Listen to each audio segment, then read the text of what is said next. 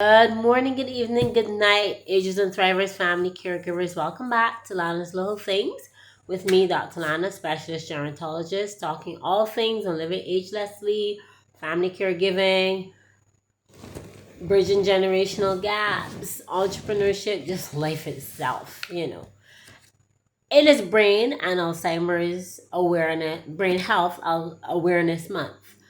And we have spoken about some deep stuff. We've spoken about death. We've spoken about things that change in our brains, how we can enhance our brain health. Because face it, everything comes from here. So this is our central processing unit, and we really do need to keep it healthy however we can. What I wanted to talk about tonight is focus a little bit more on dementia itself.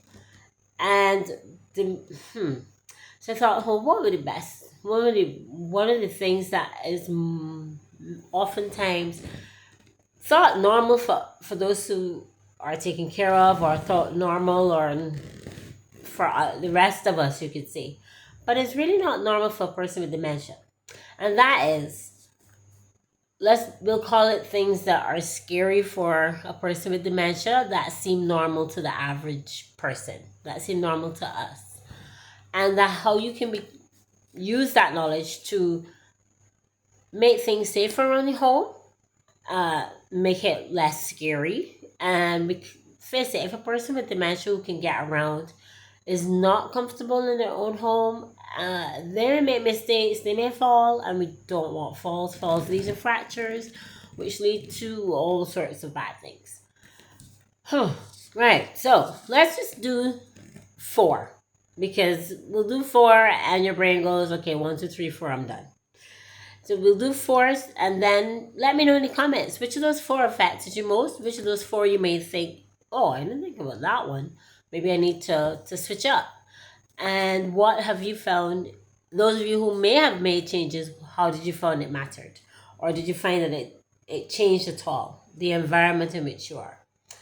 Right, and not to mention the ease with which everyone can sleep and rest and be comfortable.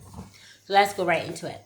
First thing is reality distortion. Now remember, this is a brain that's changing. Cells are not, nerves are not interacting as they used to. Messages are not getting there the same way. The brain is not processing for the rest of the body what's real, what's not. Memory impairment is going. And remember, we have several types of dementia, Alzheimer's being the most common. We also have frontotemporal, which really affects behavior and recognition and activity, and Lewy body and so on, which can cause bizarre changes in behavior and sleep. Okay, so we've been into all the types already, but what I wanted to say is that remember that this is a brain that's not, for ease of description, working as it was before. It's not able to centrally process what messages are coming, nor can it send back a message that is clearly understood or even remembered. So in that reality distortion, think of nighttime, especially shadows. Now, you may think that's children. I know for sure when I was growing up and something would be hanging somewhere in the shadow of the night, in the nighttime, and the moonlight casts a glow on it, it looks like, I'm going to tell you, it looks scary. That's the same with a person with dementia whose brain is like, what is that? Who is that? Where? And they may constantly tell you, somebody's in the house, somebody's here, somebody's there. And if they have had bad experiences, maybe growing up or as an adult before this onset, they'll say, we're in danger, somebody's going to harm us, somebody's going to... And you're figuring out, what are they talking about? Look around you, look around their surroundings in their room. And this goes for whether they're in a facility or if they're aging at home. But we're mainly talking about aging in place at home and for you family caregivers. Look around and see, is there anything, the curtain, a piece of clothing, a rag, a rug, the way the moonlight might be shining through that you may not have thought of because it wasn't happening in the day, obviously. Think about it. And what shadow is and look where they're looking and see if that might be possible, and then mitigate it. Say, okay, mom, okay, dad, I know what that is. That's all right. Turn the light on first, and then make the shift. Make the shift, or remove the item altogether. If it's a curtain, you can't move it. But just light a shift, turn the light back off, and maybe have a night light for safety, as well as security, as well as reassurance. And see what happens after that. You might be surprised.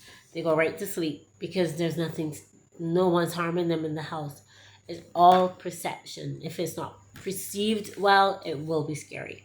And then under that heading of reality distortion, remember loud sounds in the background, a loud radio playing loudly, or television playing loudly. You may not have even realized that the TV is now showing a genre of film that is disruptive. It might be having violence, it might be having foul language, it might just be disruptive and loud. And that, for them, that's somebody who's shouting at them, something that's scary for them again, someone who's threatening their lives. And they can't figure out where this person is. They're not going to recognize this as television. Some do, but as it stages progress, some don't. And for some types of dementia, some won't at all. And for them, it's just persons have been known to physically damage a television if they thought the person they saw, because they thought the person they saw was really damaging, harmful to them. So just bear that in mind. Think, but that sounds bizarre. We are dealing with a brain that doesn't process as it used to. Everything goes bizarre. So I just want to stick a pin in there. So that's reason one, reality distortion. Secondly, and this is one of the big ones, a change of environment, especially sudden. So you think, okay, we have to switch around places, we have to switch around rooms now. We're adjusting for mom or dad or spouse to come in to make the room safer for them, or make the home safer for them. And you start rearranging, you start changing everything and moving around. And if they're moving from their home to yours, oh, that's even more disruptive. Because again, the brain is, where are we? Who are we? Are we safe? Who's this person? Where is this? What's this bed? This isn't my bed. What's recommended is have a sit down with, it doesn't have to be a realtor. It can be with a friend who has dealt with a family member or person with dementia, and how they dealt with the move. You can find lots of information online on things you can do when moving, when changing a room, when changing a space, so that it is as familiar to the person as possible. Some people have been known to reproduce exactly what the person had in their home, in their bedroom, into the bedroom that you're going to be placing them into. That is so reassuring. You have no idea, because then it's as though something is different, but I still feel at home, and they're comfortable, and it's not distressing, and it can actually change an environment like that. Can actually cause sudden distortions in behavior, and it can cause hallucinations. It can cause aggression. It can cause definite change of behavior, self-soiling. You wouldn't believe, but these things happen. And if it happens really severely, turn into delirium, which is an acute confusional state. Nothing else wrong with them, no infection and so on. So how do you mitigate that? By starting let's start off correctly. Let's speak to a professional, and if you, as much as you can, make sure that the area is as familiar as possible. Colors, shapes, pictures, and doesn't have to be exact, but things that they can hold on to. I think that's what we can say on that one. There's a lot that can be said about environment, but that's one of the major changes that we can adopt. Thirdly, they not recognizing faces. I can't tell you how distressing that has been to see persons who especially family members, and for me, patients who would have recognized you before. Hi, doc. Hi, Lan. Hi, so and so. Hi, how are you doing? And they don't know who I am anymore. It's distressing. It's distressing for you. It's distressing. And because of not recognizing faces, when you come to them, um, one thing, how should I say? When in the depending on the stage, depending on how they're behaving towards you, just bring a smile. They may not recognize you. Just bring a smile and say hi, and call them by their name. You might be more familiar for them to call them by their first name, because if they don't recognize you as their child, so grandchild or whatever, don't say I'm your grandchild. I've got grandchildren. Can you imagine the confusion? Later you may be able to do that, but especially in the first, if you see them often enough, they recognize you. They're still gonna call you by a different name. They especially call persons, no matter whether they recognize them or not, primarily by the name of their caregiver. Can you imagine? So everybody gets the name of the caregiver. Don't be alarmed by that. Don't be alarmed that they may not recognize your face. There's still, you can see a light trying to kind of connect. I saw this face before. That highlights the importance of, if you can, visit, FaceTime, let them see your face. And this especially goes to families. So let them see your face so that they're not feeling confused. And on that note, we'll end with point number 4, the quiz. So the fourth thing is to bear in mind not to give them the pressure of remembering. Oh boy, this one is a big one, because I mean, we don't think about it. We're not doing it out of malice. You just say, hi mom, hi dad. Or if it's a spouse, hi my dear. You remember when we went to this place for picnic, or we went this place for lunch, or yesterday we had that really nice meal? Or if they are, as we said before in the last one, not recognizing your face, how you don't know it's me? It's your grandchild. This is Lana. It's me. It's still me. You didn't see me yesterday, and then you go on and on and on. You know where you are?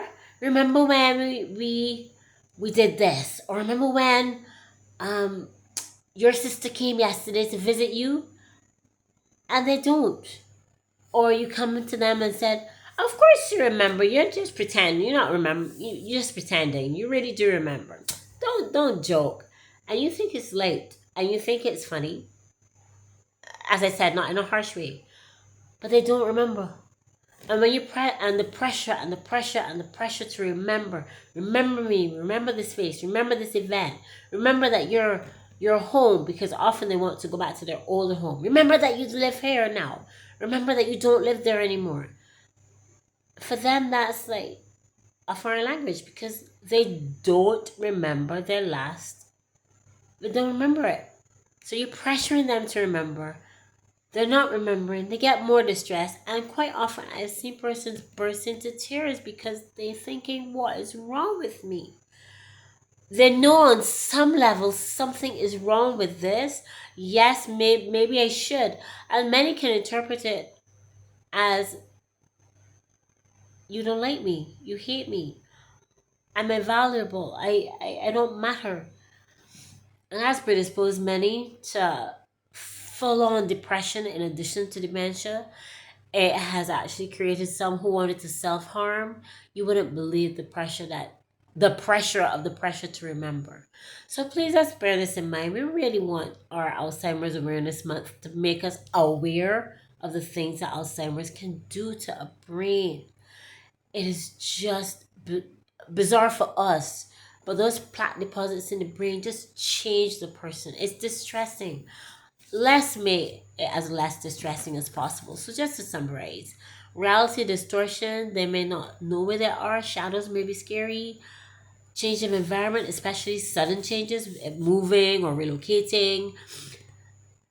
Not recognizing faces, especially from what you think would be familiar faces.